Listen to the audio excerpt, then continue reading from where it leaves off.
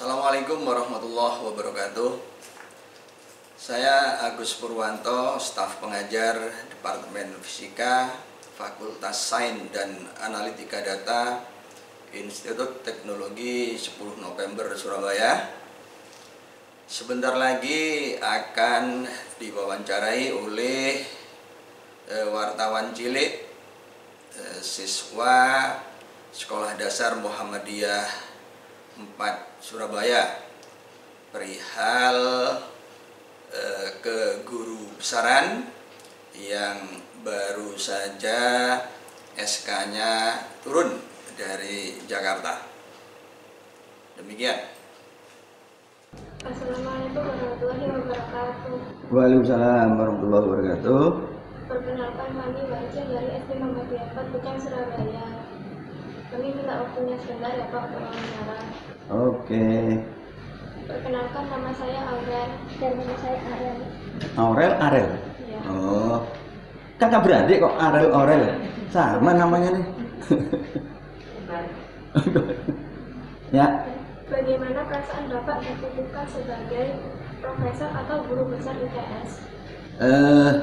Gini, sebenarnya pengukuhannya masih nanti ya, masih tanggal 25 November. Sekarang itu ya baru terima tepatnya itu SK-nya baru turun dari Jakarta gitu.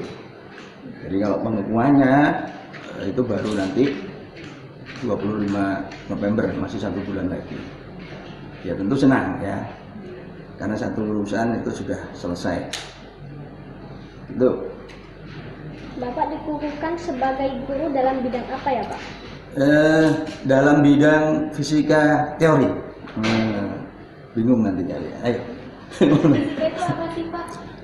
Fisika itu ilmu yang membahas tentang alam ya.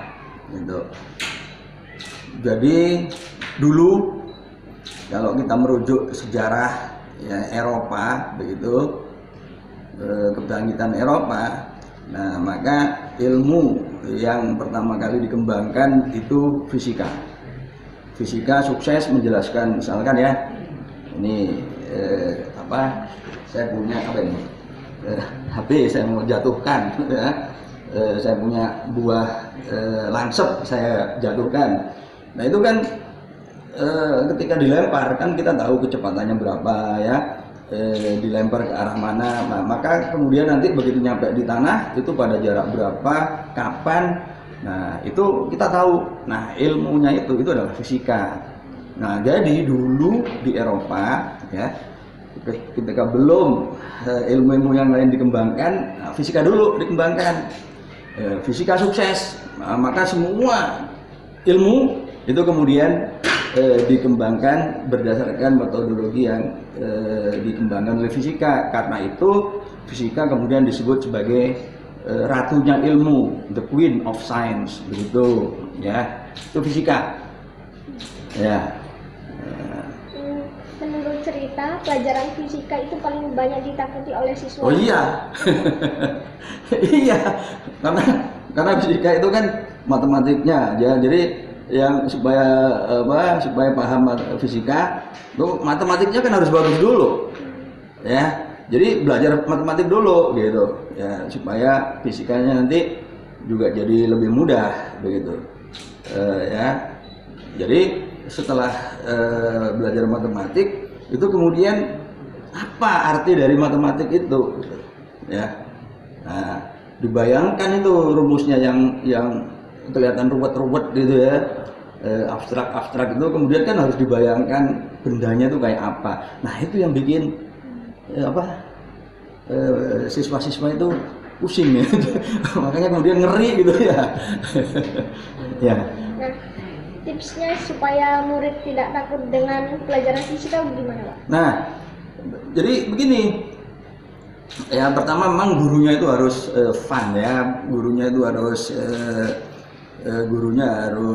bisa membuat fisika yang tadi kamu sebut tadi mengerikan ya, menakutkan itu menjadi tidak lagi menjadi menakutkan. Jadi memang itu peran guru menjadi sangat kuat ya, menjadi sangat penting begitu. Jadi bagaimana rumus-rumus yang dipapan itu tidak sekedar rumus-rumus gitu, tapi kemudian ada cerita-cerita yang indah-indah, yang bagus-bagus, yang lucu-lucu gitu ya. Contohnya begini, ini tadi kan saya kasih contoh benda jatuh tuh. Nah, benda jatuh itu kan menurut perumusnya ya, yang bikin teori itu kan Pak Newton dari Inggris. Saya nggak tahu dari Inggris atau apa, tapi ceritanya tuh kan begini, Pak Newton itu dulu, itu kok benda kalau di ini jatuh ya, air jatuh, batu jatuh, kenapa? Dia melamun itu. Nah, konon dia melamunnya di bawah pohon apel. Kemudian kejatuhan buah apel, begitu kejatuhan, wah dia langsung punya teori. Nah, jadi ini kan harus diceritakan ya supaya menarik. Loh, kalau begitu Pak Newton itu sebenarnya bukan orang Inggris, tapi orang mana? Orang Batu.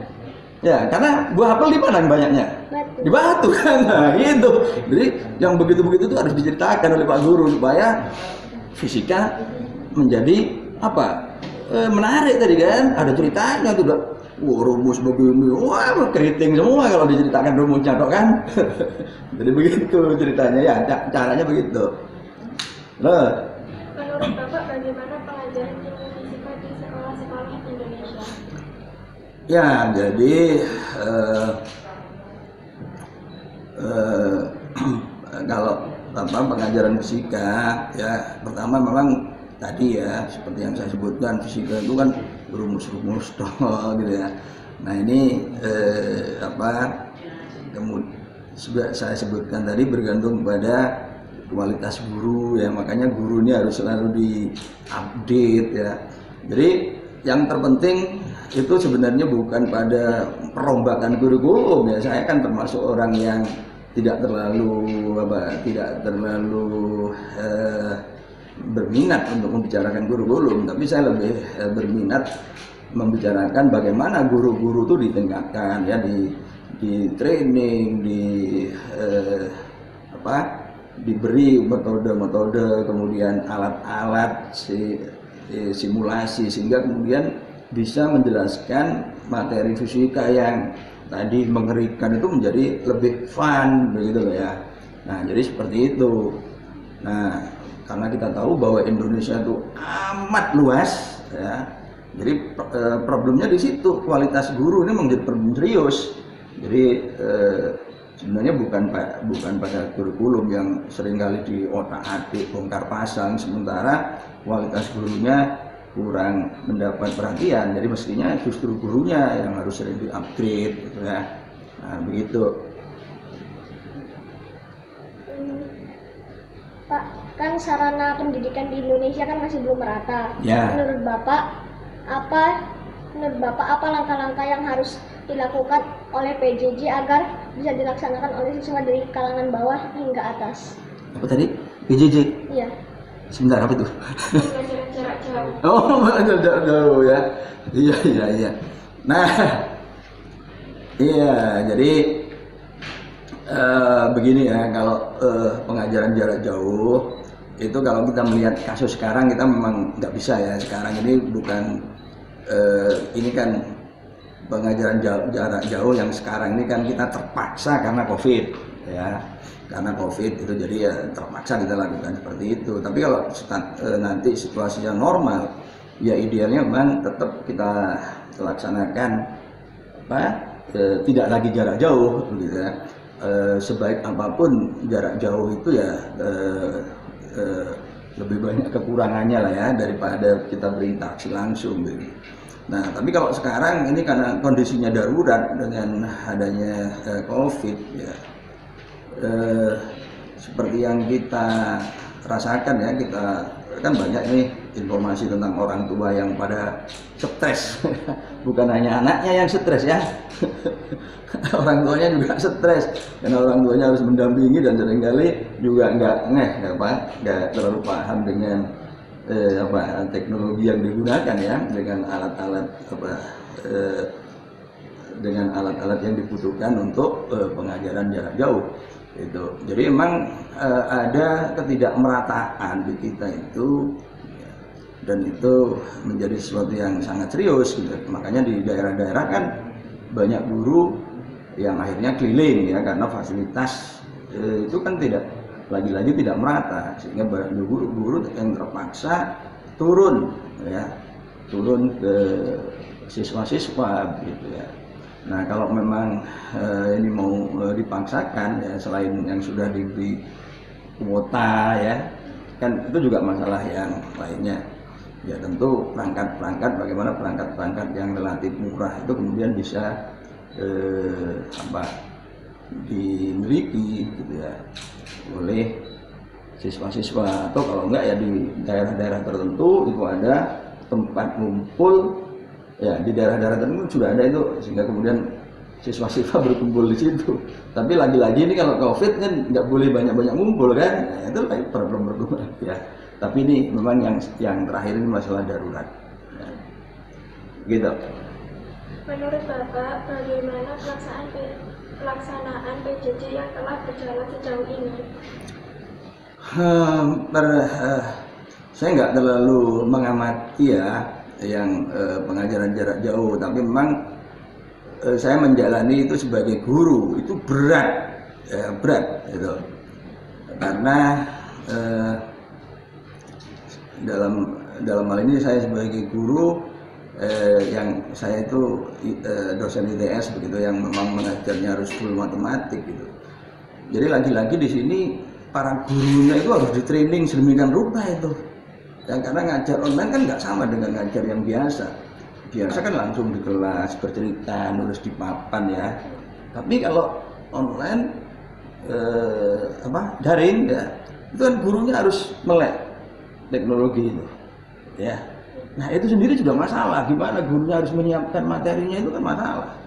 Ya bukan hanya persoalan seperti kalian di rumah nunggu cerita gurunya, tapi bapak ibu gurunya itu harus menyiapkan itu juga bukan perkara yang sederhana. Ya itu bagaimana gurunya harus menjelaskan di depan alat-alat sambil membayangkan murid-muridnya mendengarkan gitu ya. Padahal di laptop kelihatannya kan cuma namanya saja. Mungkin anak-anaknya pada main yang lain. Begitu. Ya jadi saya nggak mengamati itu seperti apa gitu. Jadi tapi sekilas ya seperti itu. Jadi problemnya ini yang harus siap juga bagaimana guru-guru dipersiapkan untuk itu. Ya, kalau kita mau jujur mungkin ya seperti materi yang tersampaikan itu juga belum maksimum gitu ya. Nah, itu.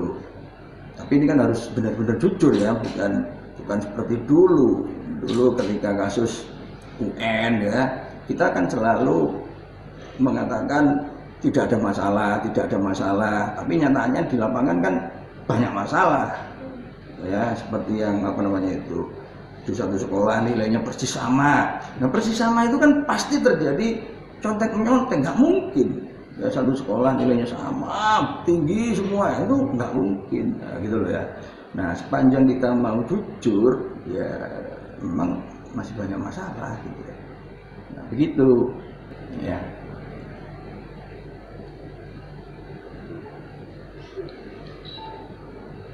Apa pesan-pesan Bapak untuk siswa SD Muhammadiyah 4 Kupang Surabaya? Ya, pertama ya kalau SD itu kan nanti ke SMP, terus ke SMA, terus pengen kuliah gitu kan ya. Jadi kalian harus ini nih, ya suka baca ya, suka baca tokoh-tokoh yang hebat ya itu. Jadi kalau kan kamu tadi tanya fisika, siapa tokoh di fisika yang terkenal? Ya Albert Einstein gitu kan, Stephen Hawking gitu kan. Jadi ketika usia seperti kalian ya, itu cerita, baca dulu sejarah orang-orang hebatnya itu, sehingga kemudian kita wah hebat dia ya, kok bisa ya, saya pengen seperti itu. Nah kan gitu ya, nggak usah cerita fisikanya dulu, nggak ngerti nanti. Tapi kemudian juga cerita gini, itu kok ada kalau di film-film ya, seperti film apa itu, ada film Interstellar ya, yang menjelajah apa galaksi-galaksi gitu ya, perjalanannya begini, kemudian ujung-ujungnya anaknya itu ya kan, bapaknya pergi ke apa namanya, galaksi yang lain ceritanya ya, di film Interstellar itu. Pulang-pulang ternyata anaknya itu sudah seperti apa ibunya, tuanya itu, sementara bapaknya tetap muda. Nah, kok bisa kayak gitu ya? Nah, jadi nanti ada pertanyaan-pertanyaan yang wah, saya pengen seperti itu. Nah, gitu. Dulu saya juga begitu. Saya dulu pengennya, hebat. Pak Einstein tuh menjelaskan jagat raya yang kalau malam itu gelap, ada bintang-bintang. Apa isinya langit gitu ya? Nah, itu. Gitu. Jadi cita-cita saya fisika itu sebenarnya sudah tertanam sejak kecil ya. Suka melihat di langit itu kok rasanya penuh misteri, itu kayak apa ya, bisa dijelaskan nggak? Jadi nggak gelap lewat gitu dah. Jadi harus punya mimpi besar ya, sebab orang-orang besar yang kemudian jadi hebat, jadi terkenal, itu punya mimpi besar ya, itu harus dimiliki ya, pengen bikin. Nah, kalau Einstein itu kan terkenal dengan bom atom ya, EMC kuadrat itu yang dijatuhkan di Hiroshima gitu kan. Kok bisa ya bikin bom kayak gitu? Belajar apa? Belajar fisika. Itu. Nah, gitu ya. Jadi tapi kalau kuncinya sebenarnya kan cuma dua ya. Ini karena kalian dari sekolah Muhammadiyah. Kalau di dalam Al-Qur'an kan sudah jelas disebutkan yarfa'illahu alladziina aamanu minkum walladziina utul ilma darajah. Jadi Allah akan mengangkat derajat kalian karena dua hal, yaitu iman dan ilmu. Nah, iman yang benar itu akan menuntun kepada pemahaman, penguasaan, kecintaan kepada ilmu, gitu loh. Ya, jadi ini harus beriringan begitu ya. Kalau orang beriman tapi kemudian nggak cinta ilmu, ini ada sesuatu yang harus dipertanyakan tentang imannya, ya, tentang pemahamannya itu. Ya. Karena Rasulullah kan, ini kan Quran. Kemudian siapa Sayyidina Ali itu? Sayyidina Ali itu kalau saya gudangnya ilmu, maka Ali itu adalah pintunya ilmu. Jadi ilmu sangat dimuliakan oleh Rasulullah SAW. Jadi cintailah ilmu, ya, punyalah mimpi untuk jadi orang hebat. Nah, begitu, ya. Nah, begitu. Terima kasih atas waktunya ya Pak. Sama-sama. Assalamualaikum warahmatullahi wabarakatuh. Waalaikumsalam warahmatullahi wabarakatuh.